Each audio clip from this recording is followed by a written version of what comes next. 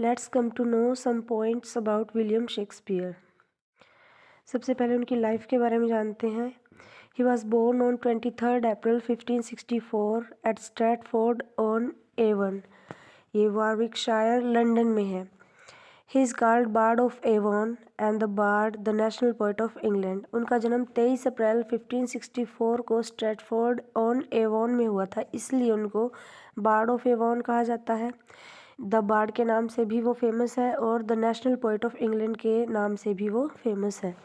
His father John Shakespeare was a prosperous tradesman. He was a grain dealer and a glove maker. उसके पिता जो थे एक tradesman थे, वो ग्रेन डीलर थे यानी कि अनाज का व्यापार करते थे, और ग्लोव मेकर थे। उनकी मदर का नाम था Mary Shakespeare. He was sent to a grammar school where he learn small Latin and less Greek. उनकी जो एजुकेशन हुई है वो बहुत कम हुई है। सिर्फ 13 साल की एज तक उन्होंने स्टडी की है, वो भी एक ग्रामर स्कूल में। थोड़ी बहुत लैटिन सीखी और फिर कुछ ग्रीक उसने सीखी। Later misfortunes overtook the family and he left his study at the age of 13। यानी कि कुछ बिजनेस वगैरह में उसके पिता को लॉस हो गया था, या कुछ ऐसी परिस्थितियां बन गई थी जिनकी वजह से उन्होंने 13 साल की एज से अपनी पढ़ाई छोड़ दी थी। In his 19th year he married Anne Hathaway who was 8 years his senior. They had 3 children. 18 साल की एज में उसकी जो शादी हुई थी 19वें साल में एन हैथवे से हुई थी, और जो उनसे 8 years बड़ी थी, और फिर उनके 3 बच्चे हुए।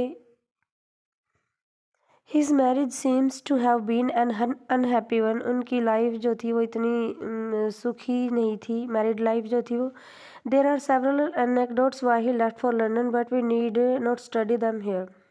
It is almost certain that he went to London in or about 1587 to seek fortunes there. कि 1587 में या इसके आसपास वो लंदन चले गए थे। इसके बारे में कई घटनाएं, कई कहानियां प्रसिद्ध हैं कि वो क्यों गए थे। कोई कहता है कि उनके ऊपर कुछ इल्ज़ाम वगैरह लग गए थे, वो तो अपने शहर को छोड़ के लंदन चले गए थे। तो लेकिन बस इतना जान लेना काफ़ी है कि वो अपना कुछ भाग्य की तलाश में, यानी कि अपनी लाइफ में कुछ अच्छा करने के लिए वो लंदन चले गए थे। ये बात है 1587 की या इसके आसपास की। It was the time when drama was being popularised by the university wits. और इस समय यूनिवर्सिटी विट्स के द्वारा ड्रामा को पॉपुलराइज्ड किया जा रहा था। There are again several stories how he came on the stage, but what we are concerned here is that he gained popularity and appeared on the stage as an actor. For example, he acted in Ben Jonson's Every Man in His Humor. और यहीं पे London में वो काम करते करते फिर actor बन गए थे। उन्होंने सबसे पहली बार एक्टिंग की थी everyone in his humour. Ben Jonson का ये प्ले था, उसमें एक्टिंग इन्होंने की थी। Soon along with being an actor he became a playwright also.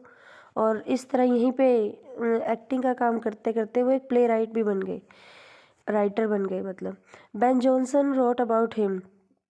Ben Jonson जिन्होंने इनको लॉन्च किया था एज एन एक्टर, उन्होंने उनके बारे में कहा है कि Shakespeare was not of an age but for all times. कि वो सिर्फ एक युग के नहीं थे, एक प्रॉपर फिक्स्ड टाइम के लिए नहीं थे, वो हर एक ऑल एजेस के लिए थे। यानी कि हमेशा पॉपुलर रहने वाले थे, हमेशा पहचाने जाने वाले थे। And poets are born not made. और पोइट्स जो है वो पैदा होते हैं, बनाए नहीं जाते। ये जो शब्द थे कि Shakespeare was not of an age but for all times and poets are born not made, ये बेन जॉनसन ने शेक्सपियर के बारे में कहे हैं।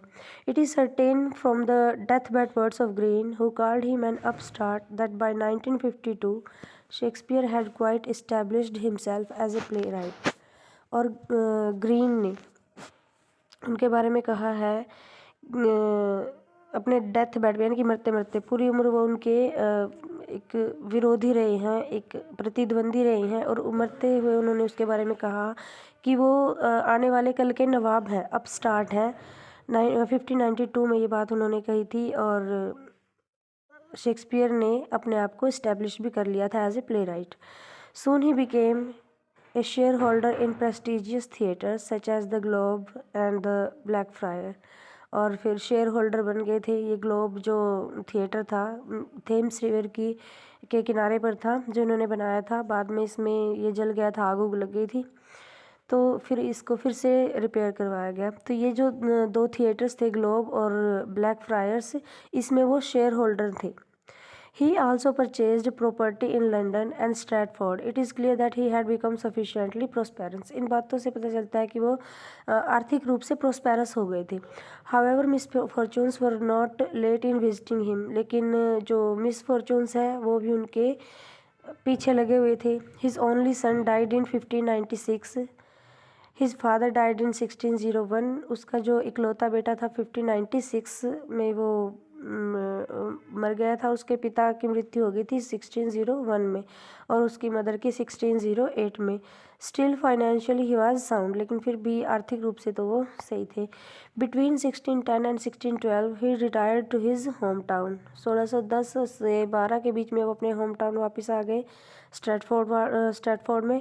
Where he brought the largest house in the town named New Place. और यहाँ पे उन्होंने आकर उस टाउन का सबसे बड़ा घर यहाँ पे उसने ख़रीदा था जिसका नाम था New Place. As his health broke down he died on 23 April 1616. और कुछ तबीयत ख़राब होने की वजह से 23 अप्रैल और 1616 को उनकी डेथ हो गई थी. उनका बर्थ भी 23 अप्रैल को हुआ था और डेथ भी 23 अप्रैल को हुई थी.